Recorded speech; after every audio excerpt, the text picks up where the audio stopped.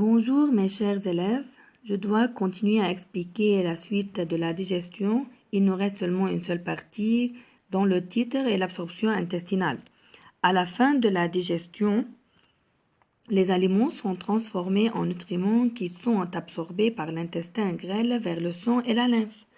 C'est-à-dire le passage des nutriments dans le milieu intérieur, le sang, qui est le sang et la lymphe, s'effectue principalement au niveau de l'intestin grêle.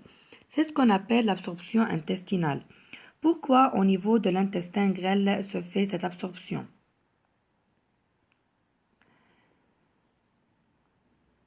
La paroi interne de l'intestin grêle forme de nombreux replis richement vascularisés, appelés les valvules connivantes.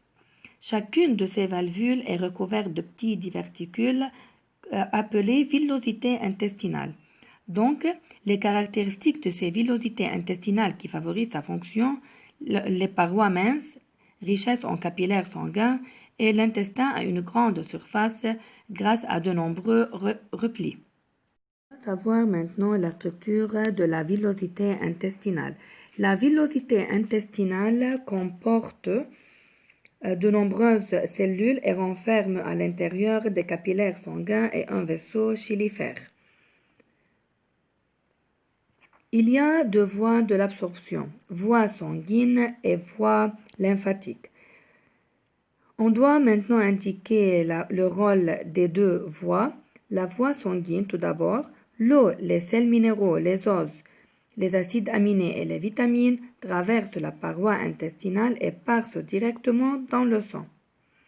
Voie lymphatique, dans la paroi des villosités, les acides gras et la glycérine se recombinent pour donner de nouveaux lipides. Ces lipides passent dans les canaux chylifères, puis dans le canal lymphatique et se déversent finalement dans le sang.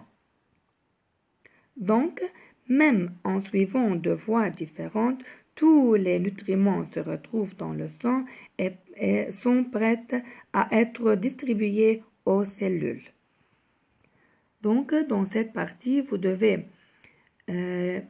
lire l'activité 3, pages 26, 27 et 28 dans vos livres et étudier bien ce qui est dans ce document.